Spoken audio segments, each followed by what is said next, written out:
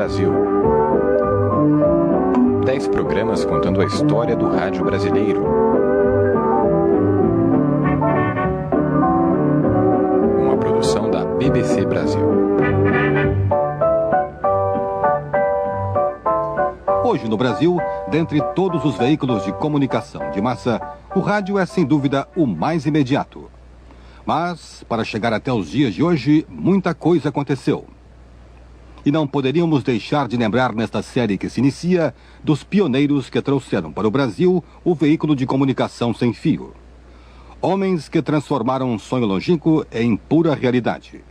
E é justamente por aí que começamos, falando do início do rádio brasileiro, falando sobretudo dos seus pioneiros e desbravadores.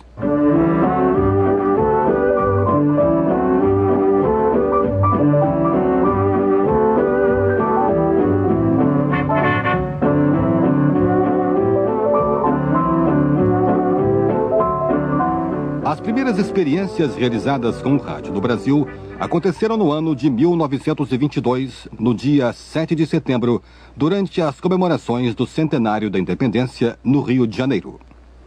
Para estas festividades, foram trazidas dos Estados Unidos 2 pequenas emissoras usadas somente a título experimental.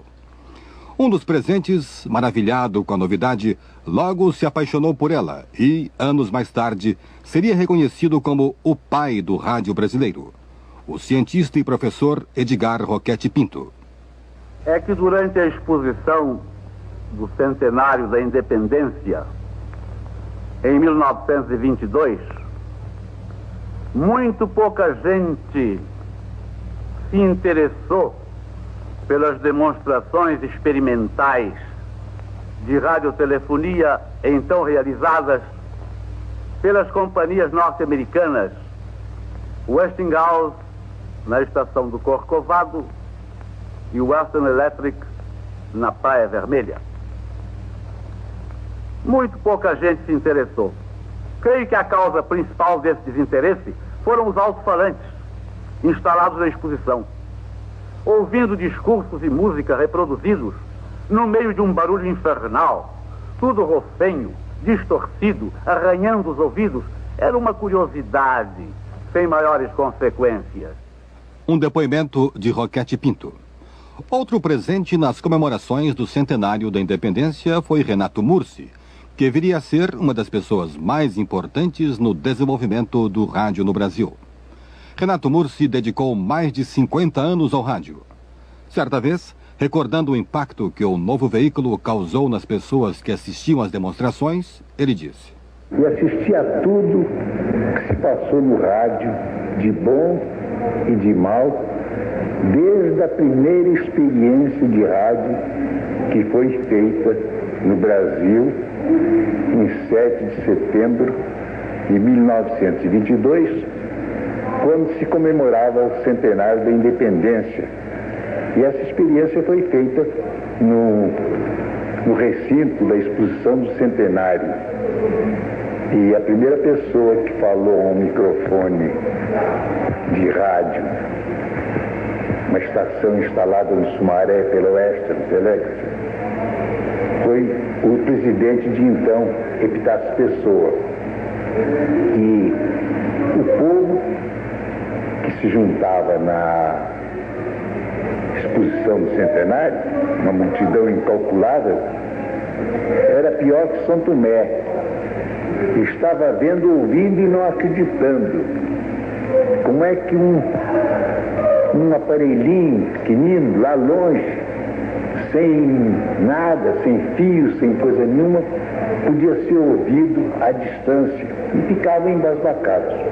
Mas não nasceu para o Brasil propriamente o rádio, porque não havia ainda nenhuma, quase que não havia radioreceptores, eram aqueles de galena, muito complicados, e quase ninguém podia ouvir, a não ser aqueles que estivessem ali presentes.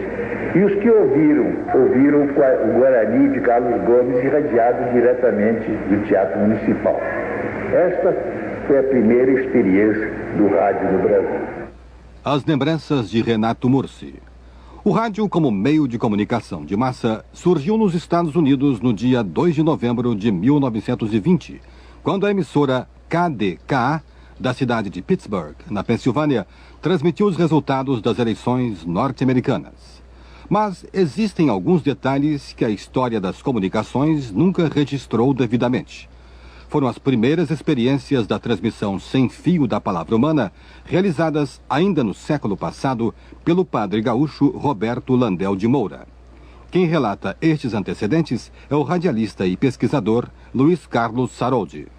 Antes do discurso do presidente Epitácio Pessoa, inaugurando no dia 7 de setembro de 1922 a exposição do centenário na Esplanada do Castelo, muita gente mais se interessou pelo rádio, tentando implantar o rádio no Brasil, ou pelo menos até inventá-lo.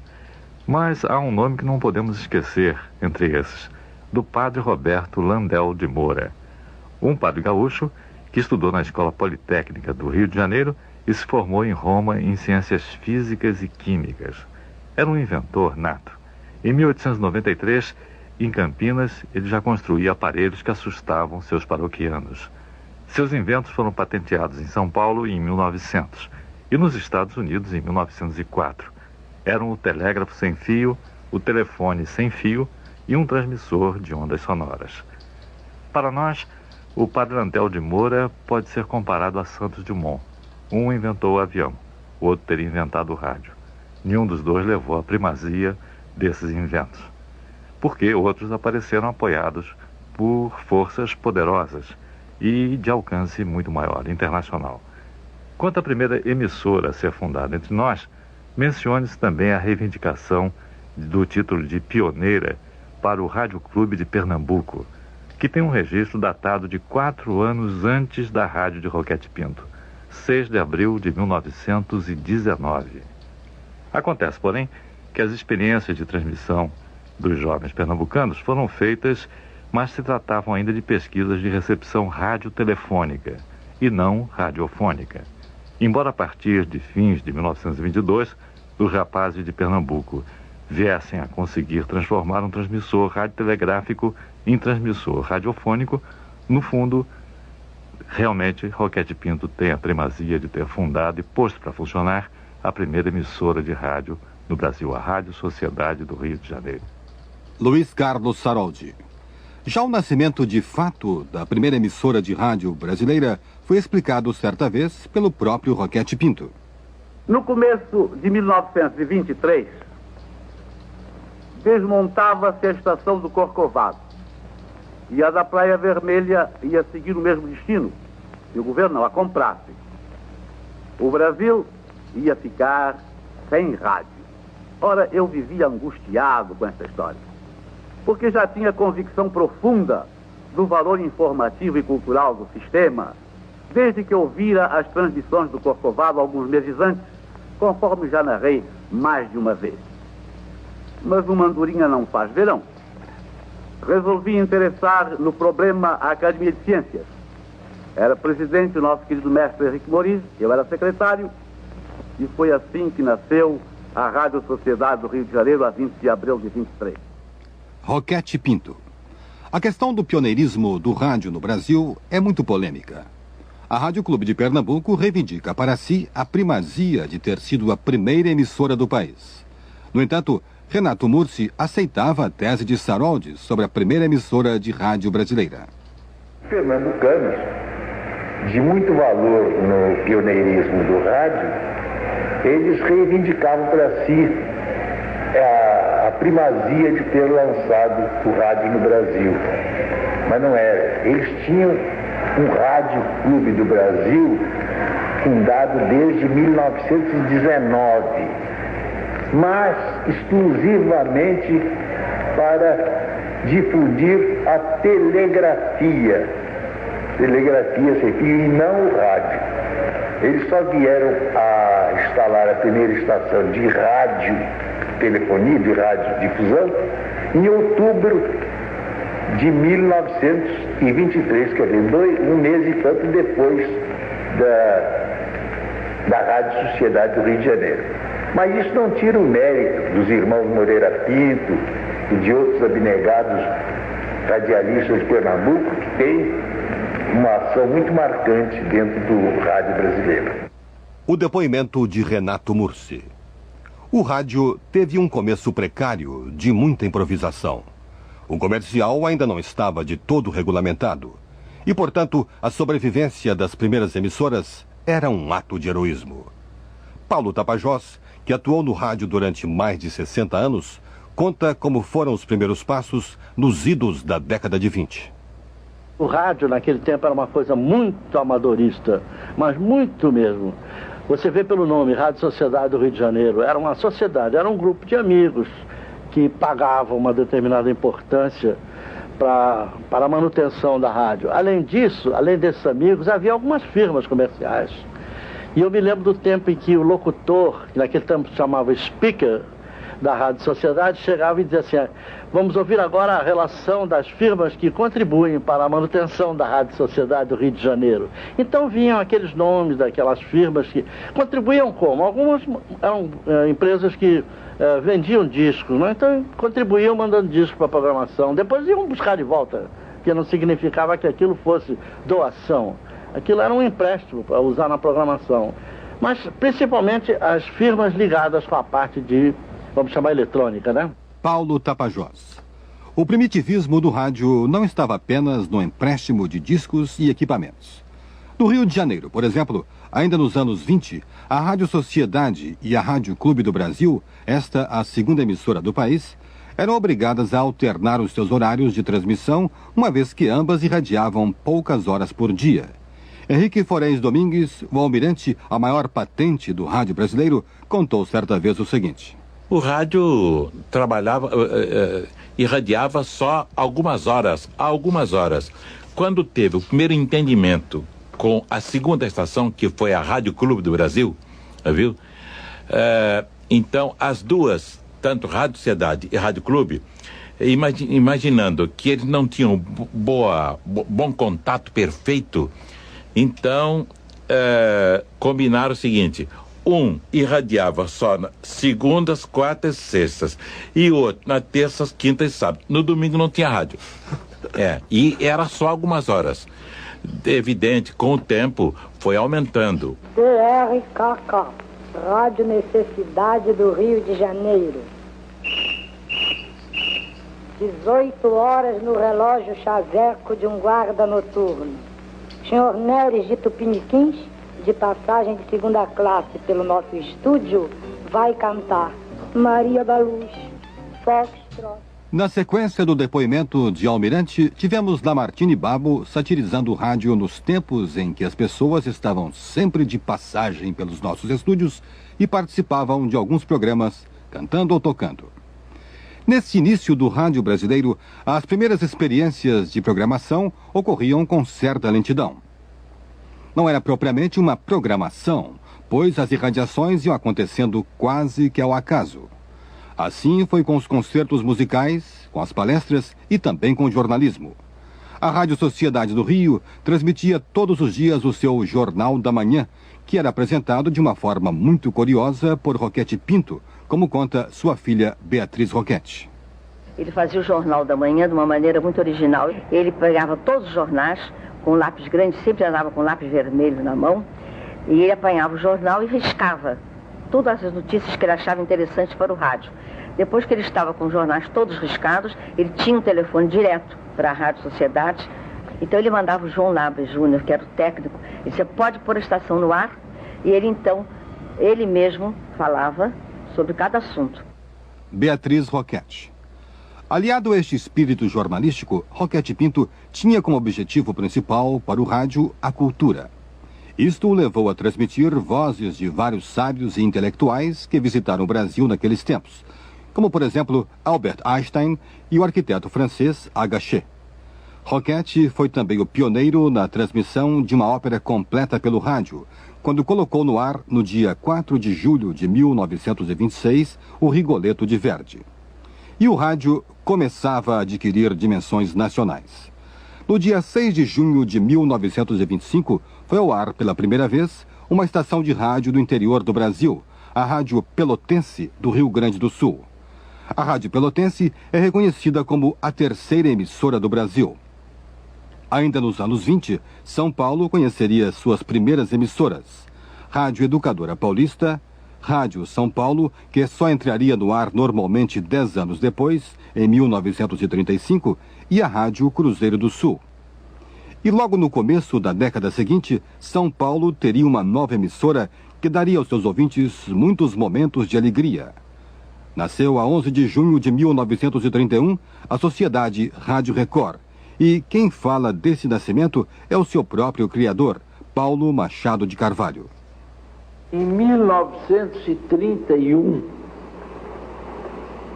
acabava eu de desmontar uma empresa de luminosos. Nessa ocasião, existia um senhor que tinha uma casa de discos que se chamava Record. E junto com a casa de discos, ele tinha a Rádio Record montada, embora não funcionando.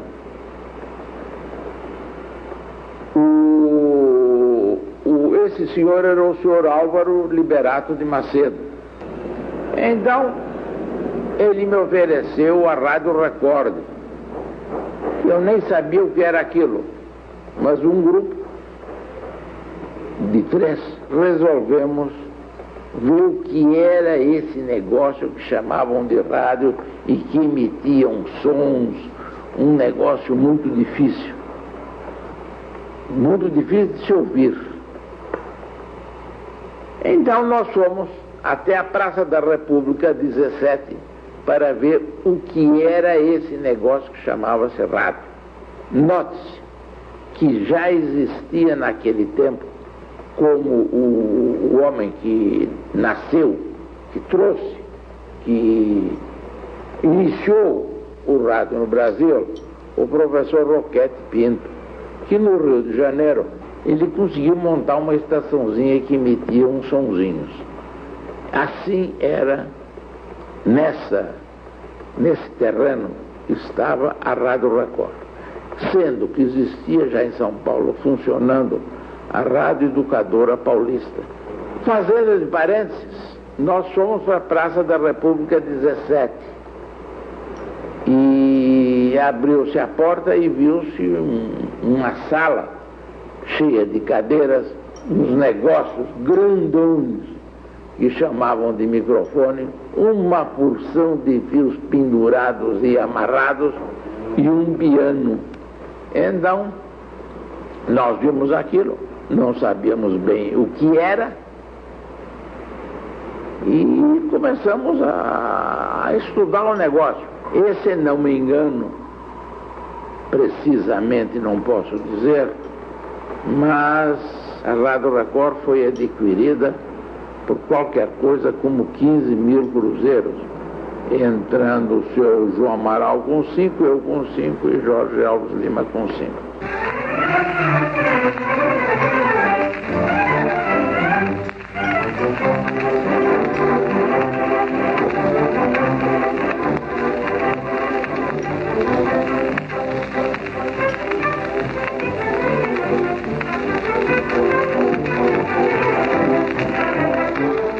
Logo depois das palavras de Paulo Machado de Carvalho, um trecho da música utilizada na primeira transmissão experimental da Record.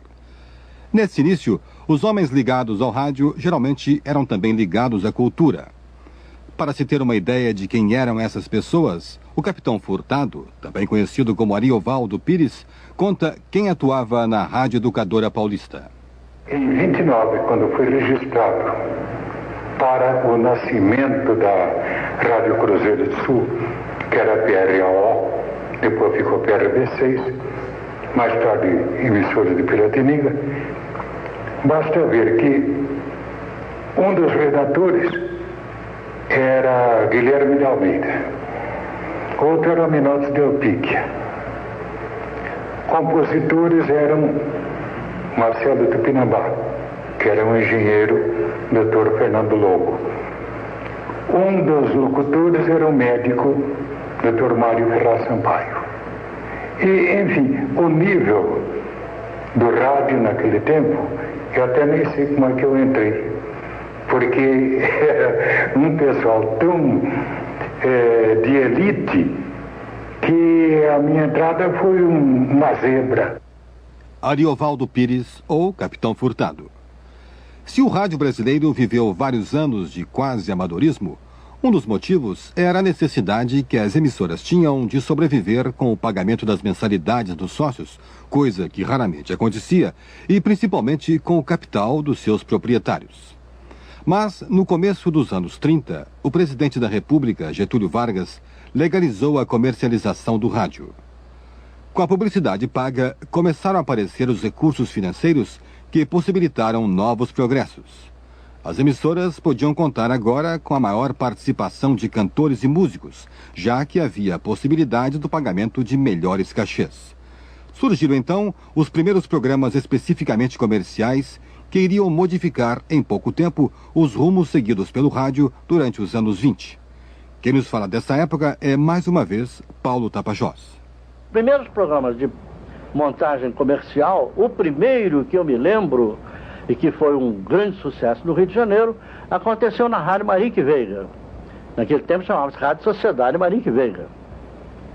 Foi o esplêndido programa de um radialista chamado Valdo Abreu. O Valdo Abreu tinha uma particularidade incrível, porque ele improvisava anúncios ao microfone com uma arte, uma graça. Era tão gostoso a gente ouvir o Valdo chegar e improvisar um anúncio em torno de uma firma qualquer. Acontece que era um programa tipo esse que hoje em dia existe, do Silvio Santos, começa de manhã e acaba de noite.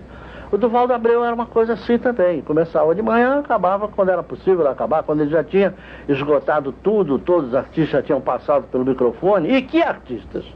Os grandes nomes da época. No programa do Valdo Abreu você encontrava o Chico Alves, a Carmen Miranda, o Ari Barroso, o Silvio Caldas, o Patrício Teixeira, o Gastão Formente, as grandes figuras do rádio, da música popular daquele tempo, que iam lá ganhar o seu cachezinho. Depois do Valdo Abreu surgiu um outro programa comercial de enorme interesse, que inclusive desbancou o Valdo Abreu. Quer dizer, o Valdo Abreu é o esplêndido programa, que era o nome do programa, que foi o programa Cazé. Paulo Tapajós. Ademar Cazé é um pernambucano que foi para o Rio de Janeiro tentar a vida ainda nos anos 20. Ele fez de tudo um pouco até chegar ao rádio. Houve um período aí que eu comecei a vender rádio, entendeu? Para ganhar a vida, entendeu? De modo que havia a Philips havia lançado um aparelho, uma caixa retangular, entendeu? Com um alto-falante feito um chapéu de japonês, com dois cavaletezinhos, de modo que eu saía com aquele fio muito comprido, botava na cozinha. Eu achei interessante aquele negócio, comecei a vender o rádio. Daí me deram uns prospectos e eu fui por aí, né? E eu sei que no fim de 3 meses eu tinha vendido o rádio, esse Rio de Janeiro, não posso calcular. A ponto do gerente da Philips do Brasil queria me conhecer. E eu fui lá falar com ele. Ademar Cazé. A partir de 1930, com a publicidade autorizada no rádio, muita gente viu no novo veículo um bom caminho para os seus negócios. Assim, em 31, no Rio de Janeiro, era instalada a Rádio Philips do Brasil, com o claro intuito de divulgar os aparelhos de rádio produzidos pela empresa do mesmo nome e dona da emissora. Ademar Cazé, então vendedor de aparelhos Philips, começou a imaginar um programa diferente que logo de início iria revolucionar todos os conceitos de rádio da época. Ele mesmo nos conta como isso aconteceu, assinalando uma ideia recolhida da BBC. Surgiu o rádio. Eu abandonei a profissão porque não dava mesmo, não havia possibilidade. Surgiu o rádio e eu comecei a ouvir rádio. E uma das vezes eu estava ouvindo o rádio e fazia um paralelo entre a evolução do rádio do Brasil e do estrangeiro, porque eu peguei uma estação de onda curta, que para mim foi um festival, entendeu? Primeira estação de onda curta que eu peguei, que era a BBC de Londres, e via a movimentação do rádio daquela em relação ao rádio do Brasil. E aquilo me causou, poxa, que coisa diferente. E aqui no Brasil, por exemplo, o jeito para conseguir, para ouvir estação, você chegava, por exemplo, o locutor dizia assim: bom, meus amigos, agora vamos apresentar a dona fulana de tal, que vai recitar uma poesia, não sei de quem, dá um autor qualquer. E ela recitava a poesia. Depois fazia um intervalo, mas um intervalo longo, mas muito longo. E ficava aquele zoom no rádio, sabe? Aquele bem essa coisa. Como é? Esse negócio funciona ou não funciona? E um dia a Marique Veiga botou um programa no ar, um programa popular, de mais movimento. Compreendeu? Eu disse, olha, o negócio está melhorando.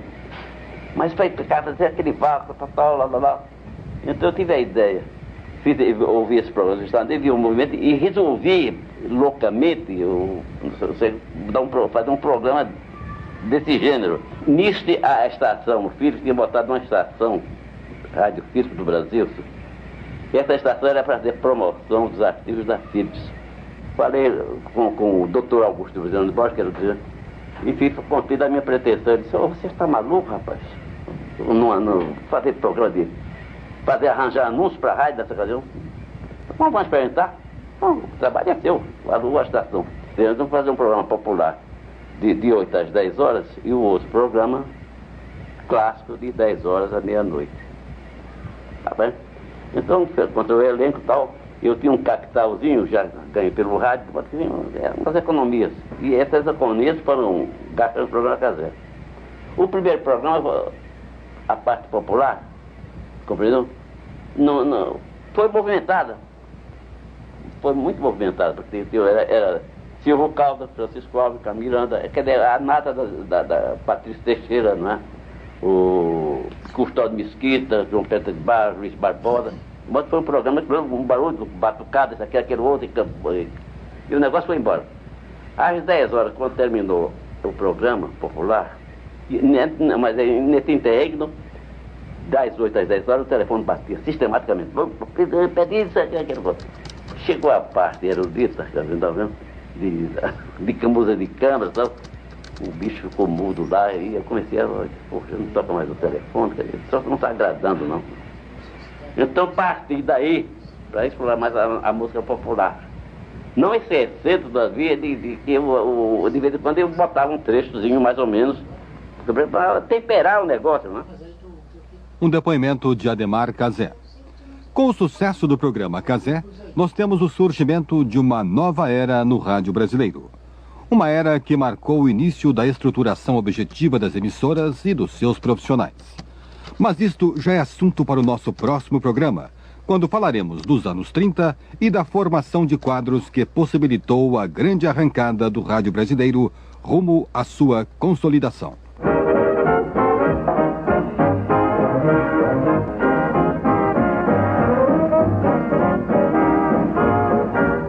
A história do rádio brasileiro. Uma produção da BBC Brasil.